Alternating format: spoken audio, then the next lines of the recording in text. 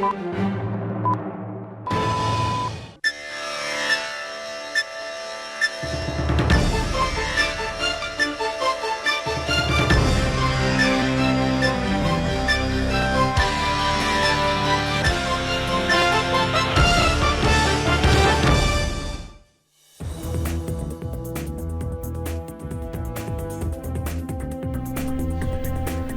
আলাইকুম প্রিয় দর্শক, আপনাদেরকে শুভেচ্ছা ও আমন্ত্রণ জানাচ্ছি চ্যানেলের সংবাদে। আর এখনকার সংবাদ নিয়ে আপনাদের সাথে আছি আমি খায়রুল বাশার। বিস্তারিত সংবাদের শুরুতেই জানিয়ে দিচ্ছি ফ্রেশ আটা, ময়দা, সুজি সংবাদ শিরোনামগুলো। বেগম খালেদা জিয়াকে সর্বোচ্চ রাষ্ট্রীয় সম্মানে ভূষিত করার আহ্বান। প্রতিহিংসার বিপরীতে ভালোবাসা বাংলাদেশের প্রত্যয় জানানো দেশনেত্রীকে স্মরণ।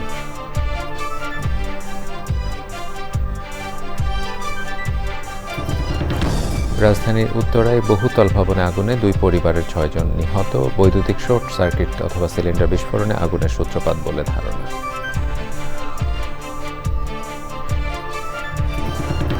প্রথাগত কূটনীতিতে বাংলাদেশ মিয়ানমার সংকটের সমাধান হবে না বলে বিশেষজ্ঞদের অভিমত। সামাজিক সাংস্কৃতিক অঙ্গনে সম্পর্ক উন্নয়নের তাগিদ। জাতীয় নির্বাচনের আগে এআই প্রযুক্তির অপব্যবহার নিয়ে উদ্বেগ। নির্বাচন কমিশনকে ফ্যাক্ট চেক সেল খুলতে বিএনপির আহ্বান। এবং রাজশাহীর চর আষাঢ় দিয়ালদহে প্রকৃতি ও জীবন স্বাস্থ্য সেবা কেন্দ্রে বিনামূল্যে স্বাস্থ্য সেবা ও শীতবস্ত্র বিতরণ, সুধীজনদের সাধুবাদ।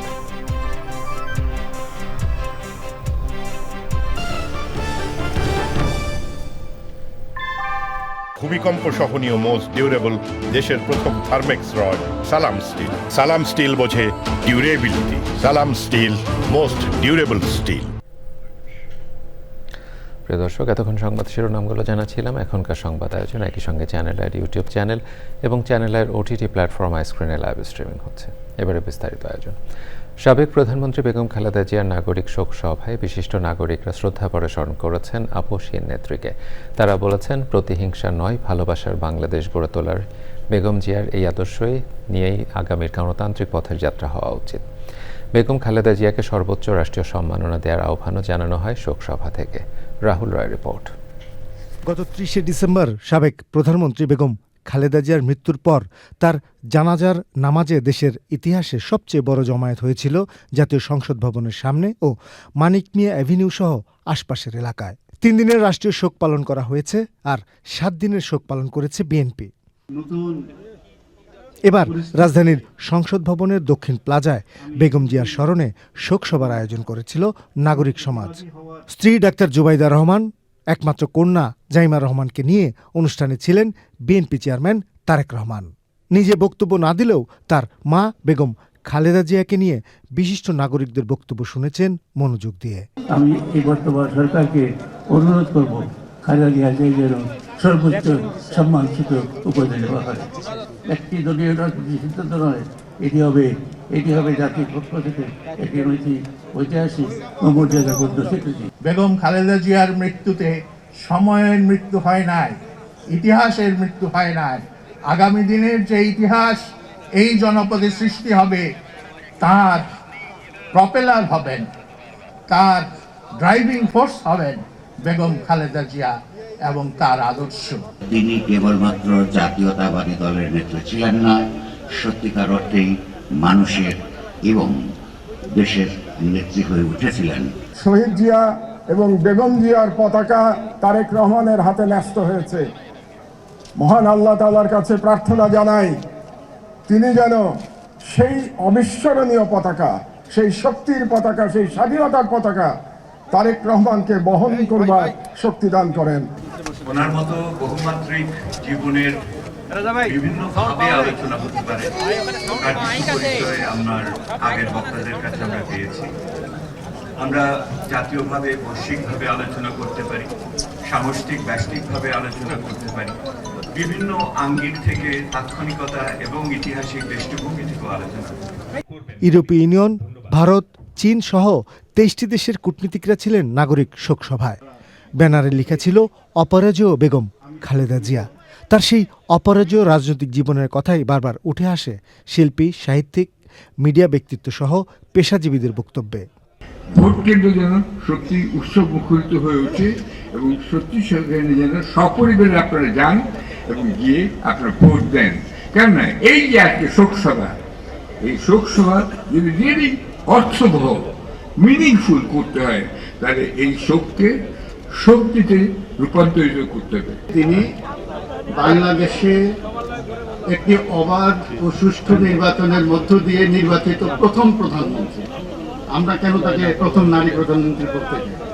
দ্বিতীয়ত হচ্ছে রাজনীতিতে যোগ দেওয়ার পরে দ্রুততম সময়ের মধ্যে তিনি সর্বোচ্চ নির্বাহী ক্ষমতা পেয়েছেন। আমি স্বাধীন সাংবাদিক হিসাবে আমার মন জয় করেছে, আমার মনে ওনার গভীর শ্রদ্ধার জায়গা করে দিয়েছে এবং পরবর্তীকালে ওনাকে আরো দেখেছি এবং সত্যিকার অর্থে দেশকে ভালোবেসে দেশের গণতন্ত্রকে সমৃদ্ধ করার ক্ষেত্রেও ওনার অবদানকে আমি স্মরণ করি। বেগম খালেদা জিয়া সবসময় এথিক্যালি এবং সঠিক পথে বিজনেস করার ব্যাপারে ব্যবসায়ীদের অনুপ্রেরণা দিতেন। ছাত্রদের প্রতি এবং শিক্ষকদের প্রতি এত অনুভূতি যে ছাত্ররা শিক্ষকরা চিরদিন মনে রাখবে এবং বিশ্ববিদ্যালয় চিরদিন স্মরণ করবে শ্রদ্ধার সাথে। ওনার অনেক অসাধারণ কিছু বৈশিষ্ট্য ছিল। উনি সৎ ছিলেন, দৃঢ়প্রতিজ্ঞ ছিলেন, আত্মত্যাগী ছিলেন, দেশপ্রেমিক ছিলেন।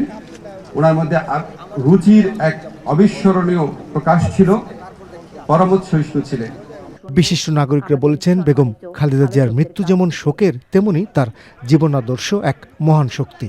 বক্তব্য শেষে বিশেষ দোয়া ও মোনাজাতের মধ্য দিয়ে শেষ হয় সাবেক প্রধানমন্ত্রী বেগম খালেদা জিয়ার স্মরণে নাগরিক শোকসভা। রাহুল রায়, চ্যানেল আই, ঢাকা। সাবেক প্রধানমন্ত্রী বেগম খালেদা জিয়ার স্মরণে নাগরিক শোকসভা ছিল এক অন্তর্ভুক্তিমূলক আয়োজন। এতে যেমন পতিত সরকারের আমলে বেগম খালেদা জিয়ার চিকিৎসার নানা প্রতিকূল অবস্থার কথা তুলে ধরেন তার চিকিৎসক, তেমনি আবেগ আপ্লুত শ্রদ্ধা জানান ধর্ম বর্ণ নির্বিশেষে বিভিন্ন শ্রেণী পেশার ব্যক্তিরা। আক্তার হোসেনের রিপোর্ট। বিশ্বজয়ী হাফেজ তাকরিমের কোরআন তেলাওয়াতের মধ্য দিয়ে শুরু হয় বেগম খালেদা জিয়ার স্মরণে আয়োজিত ও নাগরিক শোকসভা। মহিয়সীর সংগ্রামী জীবন ও চারিত্রিক দৃঢ়তার নানা দিক নিয়ে স্মরণ করেন বক্তারা। কারাগারে বেগম জিয়ার দুঃসহ জীবন ও চিকিৎসায় রাষ্ট্রীয় অবহেলার নানা তথ্য তুলে ধরেন ব্যক্তিগত চিকিৎসক doctor FM Siddique. Madam Khaleda জিয়ার এই ধরনের অবহেলা লিভার ফাংশন দ্রুত অবনতি ঘটিয়ে ওনাকে মৃত্যুর দিকে ঠেলে দিয়েছিল। এটা ইচ্ছাকৃত অবহেলা, এটা একটা অমার্জনীয় অপরাধ। বক্তারা বলেন, বেগম খালেদা জিয়ার জীবনের অন্যতম বৈশিষ্ট্য ছিল অসীম ত্যাগ, ধৈর্য আর দেশপ্রেম। অসাম্প্রদায়িক, বহুত্ববাদী ও অন্তর্ভুক্তিমূলক বাংলাদেশ ছিল বেগম জিয়ার রাজনীতি। গ্রেট স্যাক্রিফাইস গ্রেট লিডার বানায় এবং বেগম খালেদা জিয়ার যদি জীবনটা দেখেন, এটা পুরোটাই sacrifice. Begum Zia strengthened the foreign policy of Bangladesh on the basis of what was laid out President Ziaur Rahman. এই গণতান্ত্রিক সংগ্রামের মধ্য দিয়ে আমরা যেন অতীতের সমস্ত কালিমা মুছে সব নাগরিকের অধিকার বৈষম্যের দেয়ালটা ভেঙে ফেলতে পারি। মৃত্যুঞ্জয়ী নেত্রী বেগম খালেদা জিয়া জীবদ্দশায় মায়ের মতো আগলে রেখেছিলেন সবাইকে। পার্বত্য চট্টগ্রামে উনি দুটি নিদর্শন রেখে গেছেন। বেগম জিয়াই দিয়েছিলেন যখন তিনি সরকার প্রধান ছিলেন, প্রথমবারের মতো সেই গ্রামের কারবারির সম্মানী ভাতা দিয়ে তার পদকে স্বীকৃতি দেওয়া। বাংলাদেশে প্রতিবন্ধী মানুষ নয়, যারা অনেক পিছিয়ে পড়া মানুষ, উনি যখনই একটা কথা শুনেছেন ওটা উনি রিসিভ করেছেন খুব মনোযোগের সহিত এবং সেই অনুযায়ী উনি কিন্তু পদক্ষেপ নেবার চেষ্টা করেছেন। আপোষহীন সংগ্রামের অনুপ্রেরণা ও স্বাধীনতা সার্বভৌমত্বের প্রতীক হিসেবে কয়েক প্রজন্মের হৃদয়ের গহীনে বেঁচে থাকবেন বেগম খালেদা জিয়া। আগামী দিনে আক্তার হোসেন, চ্যানেল আই, ঢাকা। রাজধানীর উত্তরে 6তলা একটি ভবনে ভয়াবহ অগ্নিকাণ্ডে 2 পরিবারের 6 জন নিহত হয়েছেন। কয়েকজনকে আশঙ্কাজনক অবস্থায় রাজধানীর বিভিন্ন হাসপাতালে ভর্তি করা হয়েছে। ফায়ার সার্ভিস জানিয়েছে, ধোঁয়ায় দম বন্ধ হয়ে ঘটনাস্থলেই 3 জনের মৃত্যু হয়।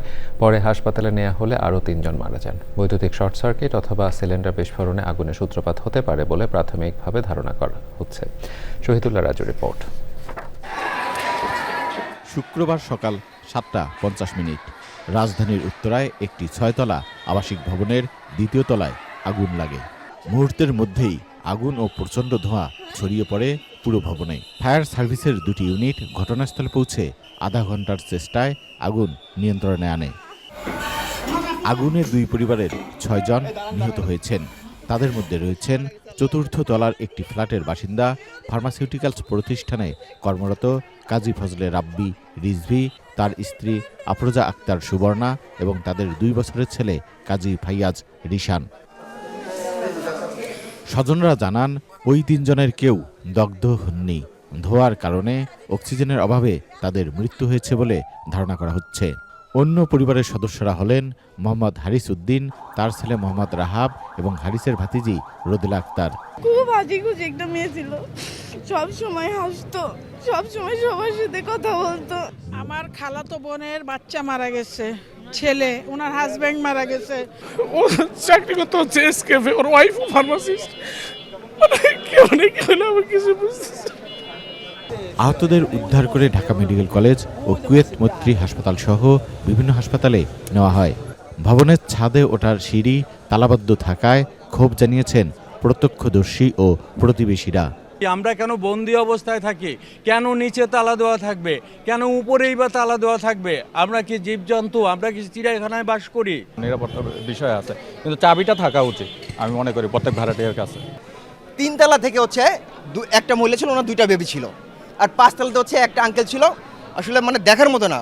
উত্তরা পশ্চিম থানার ভারপ্রাপ্ত কর্মকর্তা জানান, দোতলায় রান্নাঘর থেকে আগুনের সূত্রপাত বলে প্রাথমিকভাবে জেনেছেন তারা। দোতলার রান্নাঘর থেকে আগুনের সূত্রপাত হয়েছে, সেটি বিদ্যুৎ অথবা গ্যাস যে কোনো উৎস থেকে হতে পারে। ফায়ার সার্ভিস জানিয়েছে, ঘরে প্রচুর আসবাবপত্র থাকায় সেগুলোই দ্রুত আগুন ছড়িয়ে পড়ে। ভবনটিতে অগ্নি নির্বাপন সামগ্রী না থাকার অভিযোগ করেছেন প্রত্যক্ষদর্শীরা। Shahidullah Raju, channel I, Dhaka. শুধু প্রথাগত কূটনীতিতে বাংলাদেশ মিয়ানমার সংকটের সমাধান হবে না বলে মনে করেন কূটনীতি বিশেষজ্ঞ অধ্যাপক ইমতিয়াজ আহমেদ। তার মতে, রোহিঙ্গা সংকট এবং সীমান্তে উত্তেজনা কমাতে দ্বিপাক্ষিক ও বহুপক্ষীয় কূটনীতির পাশাপাশি ট্র্যাক টু ডিপ্লোমেসি প্রয়োজন। সঙ্গে সামাজিক সাংস্কৃতিক অঙ্গনে সম্পর্ক উন্নয়নের চেষ্টাও কাজে আসতে পারে। পান্থরহমান জানিয়েছেন বিস্তারিত। আবারও অস্থির বাংলাদেশ মিয়ানমার সীমান্ত। রাখাইন রাজ্যে জান্তা বাহিনী, আরাকান আর্মি আর রোহিঙ্গা সশস্ত্র গ্রুপের ত্রিমুখী সংঘাত নিয়মিত হয়ে উঠছে। গত সপ্তাহে সীমান্তের ওপারের গোলাগুলিতে 9 বছরের এক বাংলাদেশি শিশু গুরুতর আহত আর মাইন বিস্ফোরণে একজনের পা হারানোর পর সেই সংখ্যা বাড়ছে। একদিকে দেশের ভেতরে এত রোহিঙ্গার চাপ আর সীমান্তের ওপারে সংঘাতের দ্রুতই সমাধান দেখছেন না কূটনীতি বিশেষজ্ঞ অধ্যাপক ইমতিয়াজ আহমেদ। এখানে আমি আরাকান আর্মির সাথে কথা বলবো না বলাটাও যেমন দরকার নেই, আবার আমি করছি সেটাও বলা দরকার নেই। কোন ট্র্যাকের মধ্যে আমি কি করছি সেটা তো আমার জানানো দরকার নেই পুরো পৃথিবীতে, তাই না? তার মতে, কূটনীতির সরল পথে এই সংকট সমাধানের সম্ভাবনা কম। তা আমাদের জন্য আপাতত যে সমস্যাটা হয়েছে মূলত তো রোহিঙ্গাদের এখানে আশ্রয় নেওয়ার জন্যই তো হয়েছে। এখন এটা থামাতে হলে আমার স্বাভাবিকভাবে কয়েকটা অ্যাক্টার্স খুবই জড়িত, এর মধ্যে তামাদো একটা ফ্যাক্টর। আমি পছন্দ নাও করতে পারি, কিন্তু আমি তো তার সাথে নেগোসিয়েশন আমার করতে হবে। এর একটা আরাকান আর্মিও একটা ফ্যাক্টর, কোনো সন্দেহ নেই। এখন এখানে চীনও একটা ফ্যাক্টর, এখানে যেহেতু প্রতিবেশী দেশ ভারতও একটা ফ্যাক্টর। ভাবছি কেন যে এটা আমি ট্র্যাক 1 দিয়ে করব। আমার তো একাধিক ট্র্যাক আছে, সেই জায়গায় আমি এখন পর্যন্ত যেতে পারিনি। সীমান্তে পুরো নিয়ন্ত্রণ না থাকলেও সাম্প্রতিক ঘটনায় মিয়ানমারের রাষ্ট্রদূতকে তলব করে নিজেদের শক্ত অবস্থান জানিয়েছে বাংলাদেশ। পান্থরহমান, channel I, Dhaka. পবিত্র শবে মেরাজের রাত আজ। ইসলাম ধর্মে তাৎপর্যপূর্ণ এই রাতটি ইবাদত বান্দেগীর মধ্য দিয়ে পালন করছেন ধর্মপ্রাণ মুসলমানরা। হিজরি সনের রজব মাসের ২৬ তারিখ দিবাগত ২৭ রজবের পবিত্র রাতে মহানবী হজরত মুহাম্মদ সাল্লাল্লাহু আলাইহি ওয়াসাল্লাম মহান আল্লাহর বিশেষ দিদার লাভ করেন। এই রাতে মুসলমানদের জন্য ৫ ওয়াক্ত নামাজ ফরজ করা হয়। আল্লাহর সন্তুষ্টি অর্জনের জন্য মুসলমানরা মসজিদে এবং বিভিন্ন ধর্মীয় প্রতিষ্ঠানে কোরআন তিলাওয়াত, জিকির আজগার, নফল নামাজ ও দোয়া মোনাজাতের মাধ্যমে মহান আল্লাহর রহমত ও ক্ষমা প্রার্থনা করছেন। চ্যানেল আই কার্যালয়ে কর্মস্থলে চ্যানেল আই এসেছিলেন বিএনপির চেয়ারম্যান তারেক রহমানের প্রেস সচিব এবং চ্যানেল আই সাবেক প্ল্যানিং এডিটর সালেহ শিবলি। শুক্রবার সন্ধ্যায় তিনি চ্যানেল আইতে আসলে তাকে স্বাগত জানান সাবেক সহকর্মী ও চ্যানেল আইয়ের chief executive editor Zahid Nawaz Khan, chief news editor Mir Masruzzaman ও অন্য সাবেক সহকর্মীরা। এক সময়ের কর্মস্থল চ্যানেল আইয়ের নানা ঘটনার স্মৃতিচারণ করেন সালেহ শিবলি। সমসাময়িক রাজনৈতিক পরিস্থিতি নিয়েও সাবেক সহকর্মীদের সাথে ঘরোয়া আলোচনা করেন। বিএনপি চেয়ারম্যানের প্রেস সচিব সালেহ শিবলি ২০০৭ থেকে ২০০৯ পর্যন্ত চ্যানেল আইতে কর্মরত ছিলেন। সে সময় একটি সিরিজ রিপোর্টের সূত্র ধরে তিনি দেশ ত্যাগে বাধ্য হয়েছিলেন। তারেক রহমানের সাথে ২৫শে ডিসেম্বর তিনি দেশে ফেরেন। চ্যানেলের ঘরোয়া আলোচনার সময় বিএনপি কেন্দ্রীয় নির্বাচন পরিচালনা কমিটির সদস্য ব্যারিস্টার গিয়াসউদ্দিন রিমন উপস্থিত ছিলেন। এবারে জাতীয় সংসদ নির্বাচন ২০২৬।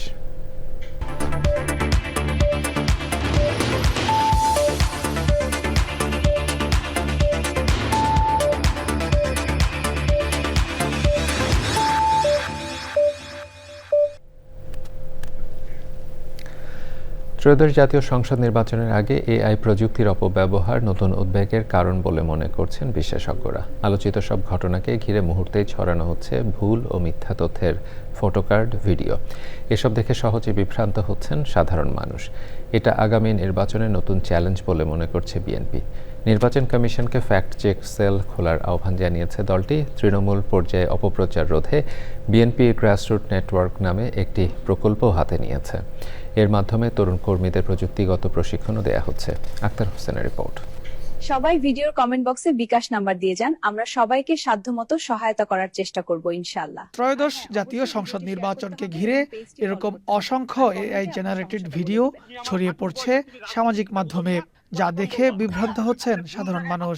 আগামী নির্বাচনে কাকে ভোট দেবেন? বিএনপির নির্বাচন পরিচালনা কমিটির মুখপাত্র মাহদি আমিন জানিয়েছেন, সোশ্যাল মিডিয়াতে জুবাইদা রহমান ও জাইমা রহমানের নামে এরকম অর্ধশত ভুয়া আইডি শনাক্ত করেছেন তারা। প্রযুক্তির অপব্যবহার আগামী নির্বাচনের জন্য বড় চ্যালেঞ্জ ও উদ্বেগের বলে মনে করেন তিনি।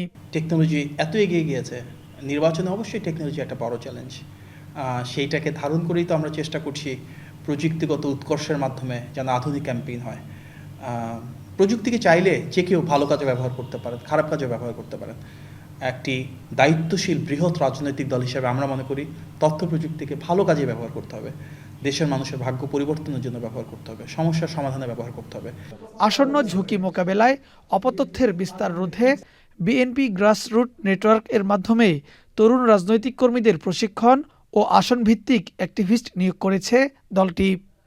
প্রত্যেকটা আসন থেকেই বেশ কিছু তরুণ ছেলে মেয়েদেরকে নিয়ে আসা হচ্ছে যারা বিএনপির আদর্শকে ধারণ করে, যারা ওনাদের নিজ আসনে কি ঘটছে সেটি কেন্দ্রীয় নেতৃত্বকে অবহিত করছেন। তার অংশ হিসাবে যদি কোথাও অপপ্রচার থাকে, অপতথ্য থাকে, তাহলে ওনারা সেটা লোকালি ভেরিফাই করছেন, ভেরিফাই করে আমাদেরকে জানাচ্ছেন। অনেক ক্ষেত্রে দেখা যায় বিএনপির ব্যাপারে অনেক অভিযোগ আসে যার ন্যূনতম সত্যতা নাই। অনেক ক্ষেত্রে দেখা যায় সেটা এস্টাবলিশড হয়ে যাচ্ছে, তারপর যখন দল থেকে তদন্ত করা হচ্ছে, খোঁজ খবর নেওয়া হচ্ছে এবং অবহিত করাচ্ছে, ততক্ষণে 24 ঘন্টা পার হয়ে গেছে এবং 24 ঘন্টা অনেক মানুষ জানছে যে বিএনপি একটা অপরাধ করছে, কিন্তু বাস্তবতার সাথে ন্যূনতম সম্পৃক্ততা নাই। পাশাপাশি নির্বাচন কমিশন ও প্রশাসনকেও সতর্ক পদক্ষেপ নেওয়ার আহ্বান জানিয়েছে বিএনপি। Akter Hossain, channel I, Dhaka. নির্বাচন নিয়ে কোনো শঙ্কা নেই। সুষ্ঠু ও উৎসবমুখর পরিবেশে জাতীয় সংসদ নির্বাচন আয়োজনে সব প্রস্তুতি সম্পন্ন হয়েছে বলে জানিয়েছেন প্রধান উপদেষ্টা প্রেস সচিব মোহাম্মদ শফিকুল আলম। সকালে ব্রাহ্মণবাড়িয়ার আখাউড়া উপজেলা হজরত শাহ সৈয়দ আহমেদ গেসুর দারাজ রহমতুল্লাহ মাজার পরিদর্শন ও জিয়ারত শেষে সাংবাদিকদের এই কথা জানান তিনি। সে সময় প্রেস সচিব বলেন, নির্বাচন অনুষ্ঠানে রিটার্নিং কর্মকর্তা ও পোলিং এজেন্টদের প্রস্তুতি সম্পন্ন হয়েছে। পাশাপাশি নিরাপত্তা বাহিনীর প্রস্তুতি সহ পোস্টাল ব্যালটেরও কাজ শেষ হয়েছে। এখন 12 ফেব্রুয়ারি নির্বাচনের জন্য অপেক্ষা মাত্র। সংস্কারের যে সমষ্টি, এই সংস্কারের সবগুলো নিয়েই একটা প্যাকেজ আকারে এই গণভোট হচ্ছে এবং আমরা সবাইকে বলছি যে আপনারা ভোট দেন, যাতে দেশে আর অপশাসন ফিরে না আসে, দেশে যাতে স্বৈরাচার ফিরে না আসে। বিএনপি স্থায়ী কমিটির সদস্য আমির খসরু মাহমুদ চৌধুরী বলেছেন, সরকারের উচিত জনগণকে সব ভোটের কথা বলা ও প্রচার করা। কোনো বিশেষ ভোটের কথা বলা কিংবা আরেকটি বাদ দিয়ে প্রচার করায় জনগণ ভালোভাবে নিচ্ছে না, জনমনে সন্দেহের উদ্রেক হয়েছে। চট্টগ্রামের মাইজ ভান্ডারী একাডেমি আয়োজিত শিশু কিশোর সমাবেশে প্রধান অতিথি বক্তৃতায় এসব কথা বলেন তিনি। সে সময় Chittagong city mayor doctor Shahadat Hossain, দৈনিক আজাদী সম্পাদক এম.এ. মালেক, তরুণ রাজনীতিবিদ ইসরাফিল খসরু মাহমুদ চৌধুরী সহ মাইজ ভান্ডারী একাডেমি নেতৃবৃন্দ উপস্থিত ছিলেন। পরে বিজয়ী শিশুদের মাঝে পুরস্কার তুলে দেয়া হয়।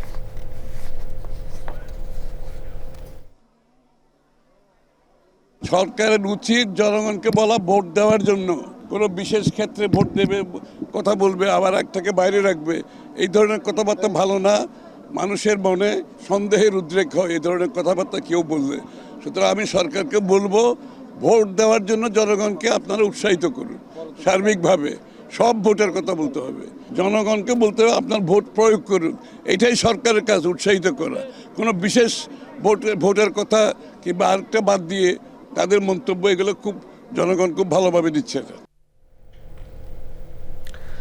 বিএনপি কিংবা জামাত কোনো জোটে যাবে না, ইসলামী আন্দোলন বরং স্বতন্ত্রভাবে নির্বাচনে অংশ নেবেন, তারা এমনটি জানানো হয়েছে দলটির পক্ষ থেকে। সংবাদ সম্মেলনে তারা আরও বলেন, এরই মাঝে 268 আসনে প্রার্থী দিয়েছেন তারা। বাকিগুলো মতাদর্শের সাথে মিল রেখে প্রার্থী চূড়ান্ত করবেন। জামাতের সাথে 11 দলীয় নির্বাচনী ঐক্য থাকলেও শেষ পর্যন্ত আসন ভাগাভাগি নিয়ে সমঝোতা না হয় তারা নির্বাচনে একলা চলার নীতি অনুসরণ করলেন।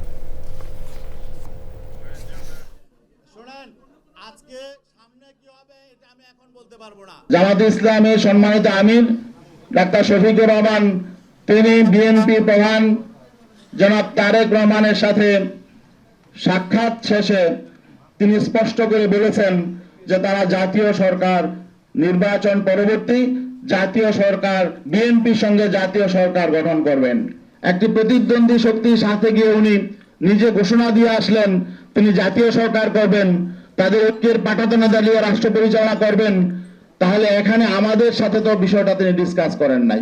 প্রতিদ্বন্দ্বী দলের সাথে হয়ে যাচ্ছে, তাহলে নির্বাচনটা আসলে পাতানো নির্বাচন হবে কিনা, এটা কি ইলেকশন হবে নাকি সিলেকশন হবে, এই সংখ্যাটা আমাদের সামনে চলে এসেছে।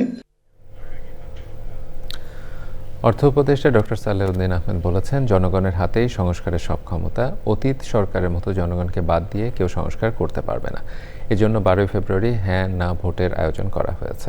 সিরাজগঞ্জ কালেক্টরেট চত্বরে জেলা প্রশাসন আয়োজিত ভোটের গাড়ি সুপার ক্যারাভ্যানের মাধ্যমে গণভোটের প্রচার ও ভোটার উদ্বুদ্ধকরণ সভায় এসব কথা বলেন তিনি। এ সময় ছিলেন বিজ্ঞান ও প্রযুক্তি মন্ত্রণালয়ের সচিব আনোয়ার হোসেন, জ্বালানি ও খনিজ সম্পদ বিভাগের সচিব সাইফুল ইসলাম, অর্থনৈতিক সম্পর্ক বিভাগের সচিব শাহরিয়ার শরীফ ও অন্যরা।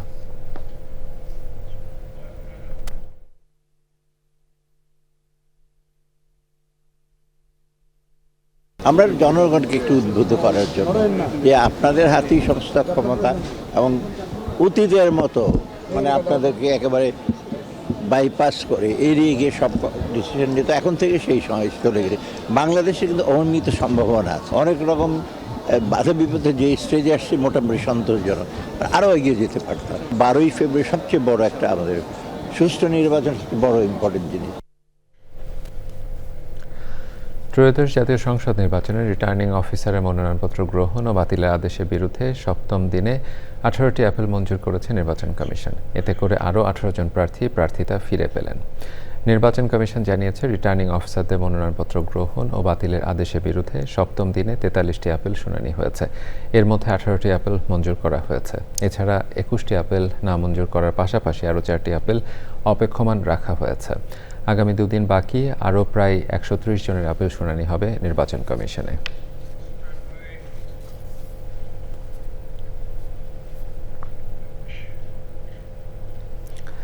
গণতন্ত্র, সাম্য, সামাজিক ন্যায় বিচার ও জনগণের রাজনৈতিক কর্তৃত্ব প্রতিষ্ঠার লক্ষ্য নিয়ে আত্মপ্রকাশ করল নতুন রাজনৈতিক platform network for people's action (NPA). প্রচলিত দলগুলোর রাজনৈতিক সংস্কৃতির বিকল্প হিসেবে দাবি করে তারা বলেছেন, গণতান্ত্রিক বৈষম্যহীন ও মানবিক সমাজ নির্মাণে NPA একটি সার্বজনীন প্ল্যাটফর্ম হিসেবে কাজ করতে চায়।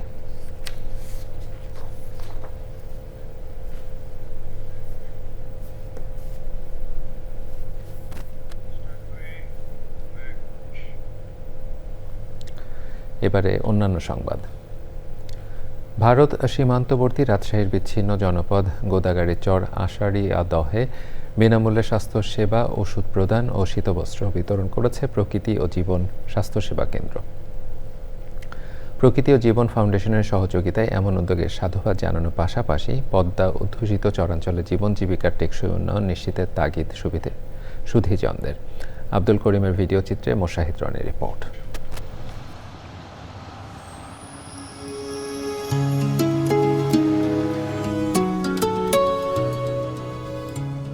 সীমানা পেরোলেই ভারতের পশ্চিমবঙ্গের মুর্শিদাবাদ।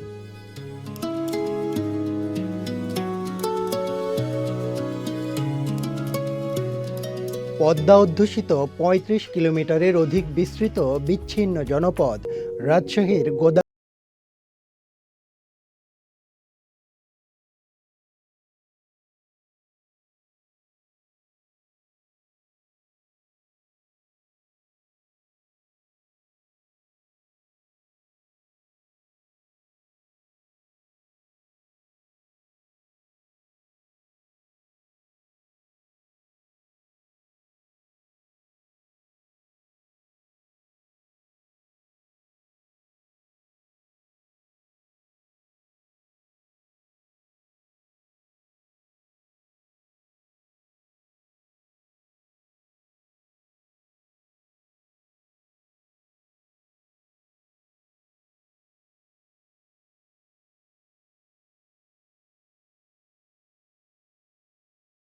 প্রকৃতি ও জীবন স্বাস্থ্যসেবা কেন্দ্র।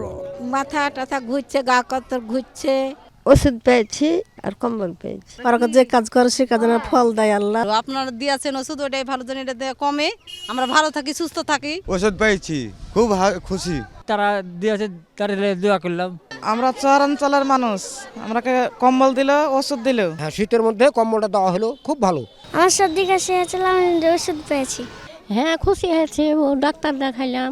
আমাদের কাছে খুবই ভালো লেগেছে।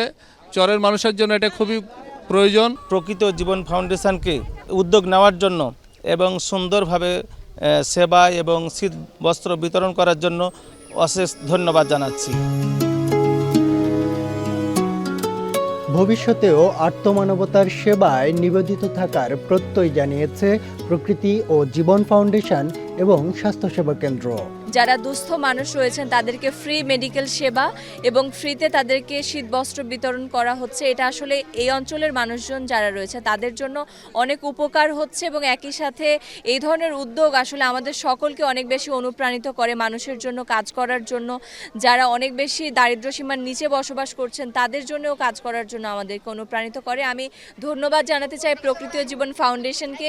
শীতকালীন রোগে অনেক ভুগতেছে, আমরা মনে করি আমাদের পাশাপাশি যদি আরও কেউ এগিয়ে আসে এই চরবাসীর অনেক উপকার হবে। শুধু সাময়িক সহায়তায় নয়, এই অঞ্চলের টেকসই অগ্রযাত্রা নিশ্চিতে যোগাযোগ ব্যবস্থার উন্নয়নের পাশাপাশি প্রয়োজন নিরাপদ অবকাঠামো নির্মাণ, নদীকেন্দ্রিক পর্যটন বিকাশ এবং পরিবেশ বান্ধব কৃষি ব্যবস্থাপনা। Moshahid Roni, channel I, Rajshahi. বিএনপির কেন্দ্রীয় নেতা অ্যাডভোকেট এম রুহুল কুদ্দুস তালুকদার দুলু বলেছেন, স্বাধীনতার পরে বাংলাদেশের রাজনীতিতে বিএনপি, আওয়ামী লীগ, জাতীয় পার্টি এর আগে দীর্ঘদিন ক্ষমতায় ছিল।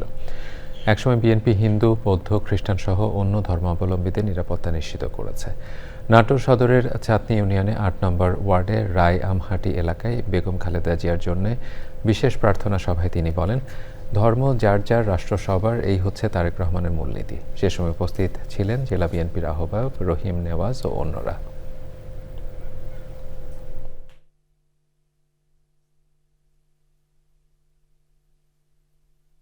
বিএনপি এই সংখ্যালঘু যারা আছেন, হিন্দু, খ্রিস্টান, বৌদ্ধ, অন্য ধর্মের মানুষ যারা আছে, তাদের নিরাপত্তার যে গ্যারান্টি একমাত্র এই বিএনপি বারবার ইনশিওর করেছে এবং নিশ্চিত করেছে। যখনই বিএনপি ক্ষমতা এসছে তখনই সংখ্যালঘুদের উপর যেন কোনো হামলা, মামলা, আক্রমণ না হয়, এটাই নিশ্চিত করেছে। কোডিংয়ের প্রয়োগ ছাড়াই এআই প্রশিক্ষণ দিচ্ছে Daffodil International Professional Training Institute Dipti. শিশু থেকে প্রায় সব বয়সীদের অংশগ্রহণের মাধ্যমে হয়েছে এই প্রশিক্ষণ। আয়োজনের শেষ পর্যায়ে অংশগ্রহণকারীদের দক্ষতা যাচাই করে সার্টিফিকেট দেওয়া হয়। এআইয়ের মাধ্যমে সরাসরি প্রকল্প তৈরির এই অভিজ্ঞতা শিক্ষার্থীদের পেশাদার জীবনে নতুন দিগন্তের সূচনা করবে বলে আয়োজকদের প্রত্যাশা। মির্জা ইমতিয়াজের রিপোর্ট। শিশু থেকে শুরু করে প্রায় সব বয়সীদের কৃত্রিম বুদ্ধিমত্তা প্রযুক্তিতে দক্ষ করে তুলতে এবং তাদের এআই প্রোডাক্ট ক্রিয়েটর হিসেবে গড়ে তুলতে রাজধানীর ড্যাফোডিল প্লাজায় দিনব্যাপী অনুষ্ঠিত হয়েছে কর্মশালা Dipti AI bootcamp from AI literacy to AI product creation. প্রশিক্ষণে 4টি বড় লাইভ প্রজেক্ট তৈরি করা হয়। এর মধ্যে personal chatbot, smart research system, teaching ও প্ল্যান্ট অ্যানালাইসিস এআই অ্যাপ এবং রুম ট্রান্সফরমেশন ও ড্রেস সোয়াপিংয়ের মতো সৃজনশীল প্রযুক্তি। আমি এআই হলো হোমওয়ার্ক, এসএস, ফাইন্যান্সিয়াল অনেক কিছু লাগানো যায়। আমি একটা লার্নিং গেম বানাবো। আমরা যদি ঠিকমতো এআইটা ইউজ না করতে পারি তাহলে কিন্তু আমি ফিউচারে বড় কিছু কাজ আমরা করতে পারবো না। বুঝতে পারলাম যে নোটবুক এলএমের মতো এআই ইউজ করে আমরা রিসার্চটাকে অনেক সহজভাবে অনেক কম সময়ের মধ্যে একটা সামারাইজেশনে আনতে পারি। জটিল প্রযুক্তিকে সাধারণের কাছে সহজবোধ্য করে তুলতে এই প্রশিক্ষণটি অত্যন্ত কার্যকর বলে মনে করেন এআই বিশেষজ্ঞ। আমি রাস্তাগুলো দেখিয়ে দিচ্ছি, এখন বাকিটা তারা যদি লেগে থাকে তাদের সময় বাঁচবে, যে কোনো কাজ অনেক দ্রুত করতে পারবে। তাদের সেটা কন্টেন্ট জেনারেশন থেকে শুরু করে আপনার নিজের পড়ালেখা হোক, অফিসের টাস্ক হোক, ওয়ার্কফ্লো অটোমেশন সে করতে পারবে। অনেক অনেক মজার কন্টেন্টও সে তৈরি করতে পারবে। আয়োজক জানান এর লক্ষ্য ছিল এআই প্রযুক্তির ভীতি দূর করে উৎপাদনশীল কাজে ব্যবহার করা। একটা ইনিশিয়াল অ্যাওয়ারনেস এবং এন্টায়ার একটা টপিকের উপর আপনার ধারণা দেওয়ার জন্য এই বুটক্যাম্পগুলো আসলে খুব ইম্পর্টেন্ট। এ ধরনের প্রশিক্ষণ দক্ষ জনশক্তি তৈরিতে কার্যকর ভূমিকা রাখবে বলে আয়োজক প্রতিষ্ঠানের প্রত্যাশা। Mirza Imtiaz, channel I, Dhaka. এবারে নিটল টাটা আন্তর্জাতিক সংবাদ।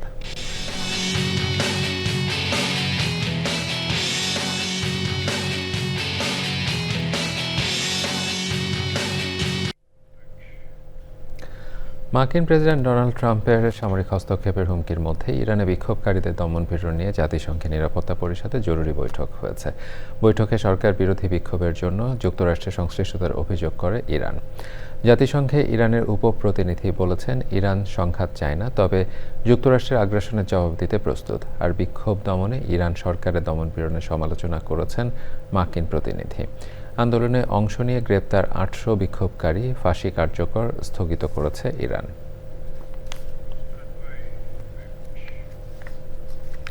এবারে আইসক্রিন সাংস্কৃতিক সংবাদ।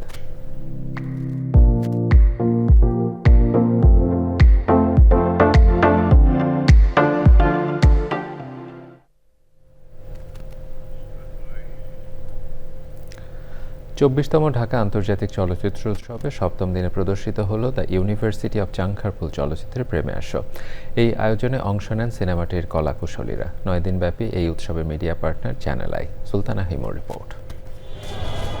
24তম ঢাকা আন্তর্জাতিক চলচ্চিত্র উৎসবের 7ম দিনে বাংলাদেশ প্যানোরামা সেকশনে অনুষ্ঠিত হল দ্য ইউনিভার্সিটি অফ চাংখারপুল চলচ্চিত্রের প্রিমিয়ার শো। বাংলাদেশের সমসাময়িক বিশ্ববিদ্যালয়ের হল কালচার ও ছাত্র রাজনীতির বাস্তব চিত্রকে কেন্দ্র করে গড়ে উঠেছে সিনেমাটির গল্প। শুক্রবার জাতীয় জাদুঘরের মূল মিলনায়তনে সিনেমাটির প্রদর্শনী হয়। বি টিম লিমিটেডের প্রযোজনায় সিনেমাটি নির্মাণ করেছেন আকাশ হক। ইউনিভার্সিটিতে একজন ছাত্র ভর্তি হয় সে পড়াশোনা করার জন্য, নিজেকে গড়ে তোলার জন্য, কিন্তু আমরা দেখি যে আসলে এখানে ছাত্র রাজনীতির নামে তাকে পড়াশোনা থেকে কিভাবে দূরে সরানো হয়। তো মূলত গল্পটা এটা নিয়ে। এই সিনেমাটার গল্প আমার মনে হয় বাংলাদেশিদের জন্যই এটা আসলে অ্যাবনর্মাল টাইপের একটা গল্প। সো এটা আমার মনে হয়েছে সবার প্রথম আমাদের দেখা উচিত। সো ঠিক ওই ভাবনা থেকে আমার ফার্স্ট প্রায়োরিটি ছিল এটা বানানোর পর সাথে সাথে যাতে আমরা দেখতে পারি। তারপরও রিলিজের পরও কিছু ফেস্টিভ্যালের অপশন থাকে, আমরা ওগুলোতে চেষ্টা করব। 9 দিনব্যাপী এই আয়োজনের media partner channel I. Sultana Himu, channel I, Dhaka. এবারে ঢাকা ব্যাংক পিএলসি বাণিজ্য সংবাদ।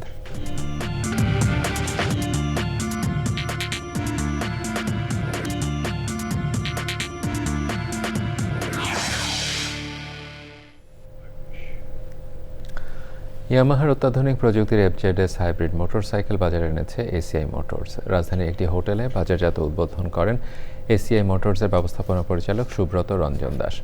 সে সময় অনলাইনে যুক্ত ছিলেন ইয়ামাহা মোটরস ইন্ডিয়া সেলসের ডিরেক্টর হিরোশি সেতোগাওয়া এবং ইয়ামাহা ও এসিআই মোটরসের ঊর্ধ্বতন কর্মকর্তারা। প্রাথমিকভাবে সায়ান মেটালিক গ্রে ও রেসিং ব্লু এই দুটি আকর্ষণীয় রঙের মোটরসাইকেল মডেলটি ইয়ামাহার সকল অনুমোদিত শোরুমে পাওয়া যাবে। গ্রাহকদেরকে প্রি বুকিংয়ের মাধ্যমে মোটরসাইকেলটি কিনতে হবে।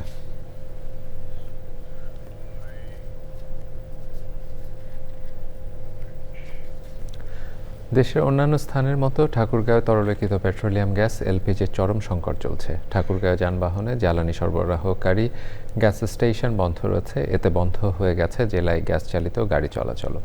কবে নাগাদ এলপিজির সমস্যা সমাধান হবে তার উত্তর মিলছে না কোথাও। ঠাকুরগাঁও সংবাদদাতা পাঠানো তথ্য ভিডিও চিত্রে মীর আমিরুল আলমের রিপোর্ট।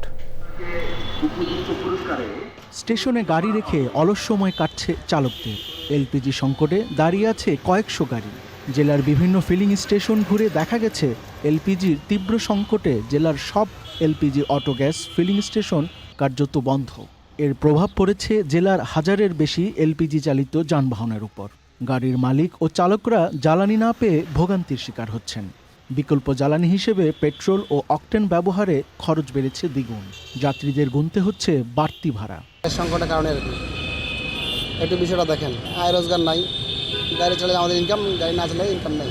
পার্টিপত্র গাড়ি ভাড়া নিতে আসলে আমরা ভাড়া বাড়াই চাইলে তারা একটু আপত্তি মনে করতেছে, ভাড়া বেশি চাচ্ছি আমরা। আমাদের খরচ বেশি কারণে আমরা এই পরিমাণে আগে যে হিসাবে ভাড়া দিতাম ওই হিসাবে দিতে পারতেছি না। মানে কি একবারে অচল অবস্থা আমাদের। উত্তর Bangla conversion and LPG feeling স্টেশনের পরিচালক জানান 10 দিন ধরে তাদের স্টেশনে এলপিজি নেই।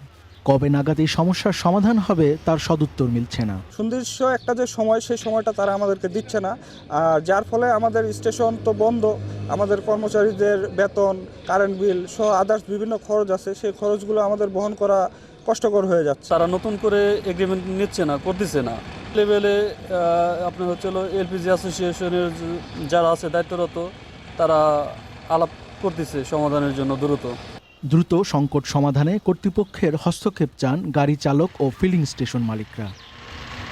মীর আমিরুল আলম, চ্যানেল আই। কুমিল্লার নাঙ্গলকোটে আধিপত্য বিস্তারকে কেন্দ্র করে দুই গ্রুপের সংঘর্ষে 2 জন নিহত হয়েছেন। এ ঘটনায় আরও কমপক্ষে 2 জন গুরুতর আহত হয়েছেন। পুলিশ ও স্থানীয়রা জানায় শুক্রবার দুপুর 12:30টার দিকে জেলার নাঙ্গলকোট উপজেলার বক্সগঞ্জ ইউনিয়নের আলিয়ার গ্রামে আবুল খায়ের মেম্বার গ্রুপ ও সালেহ আহমেদ মেম্বার গ্রুপের মধ্যে সংঘর্ষ হয়। সংঘর্ষে গুলিবিদ্ধ হয়ে দেলোয়ার হোসেন নয়ন ও সালেহ আহমেদ ঘটনাস্থলে নিহত হন। গুরুতর আহত 2 জনকে কুমিল্লা মেডিকেল কলেজ হাসপাতালে পাঠানো হয়েছে। দুই গ্রুপের গোলাগুলি ও দফায় দফায় সংঘর্ষের পর এলাকায় থমথমে পরিস্থিতি বিরাজ করছে। পরিস্থিতি নিয়ন্ত্রণে আনতে পুলিশ ও সেনাবাহিনী টহল দিচ্ছে। দর্শক, সংবাদ শেষ করব ফ্রেশ আটা, ময়দা, সুজি সংবাদ শিরোনামগুলো জানিয়ে। বেগম খালেদা জিয়াকে সর্বোচ্চ রাষ্ট্রীয় সম্মানে ভূষিত করার আহ্বান। প্রতিহিংসার বিপরীতে ভালোবাসার বাংলাদেশের প্রত্যয় জানানো দেশনেত্রীকে স্মরণ।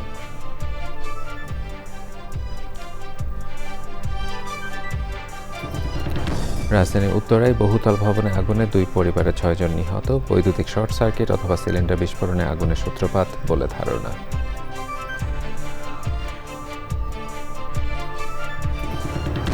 প্রথাগত কূটনীতিতে বাংলাদেশ মিয়ানমার সংকটের সমাধান হবে না বলে বিশেষজ্ঞদের অভিমত। সামাজিক সাংস্কৃতিক অঙ্গনে সম্পর্ক উন্নয়নের তাগিদ। জাতীয় নির্বাচনের আগে এআই প্রযুক্তির অপব্যবহার নিয়ে উদ্বেগ। নির্বাচন কমিশনকে ফ্যাক্ট চেক সেল খুলতে বিএনপির আহ্বান। এবং রাজশাহীর চর আষাঢ়িয়াদহে প্রকৃতি ও জীবন স্বাস্থ্যসেবা কেন্দ্রে বিনামূল্যে স্বাস্থ্যসেবা ও শীতবস্ত্র বিতরণ। সুবিধাজনদের সাধুবাদ।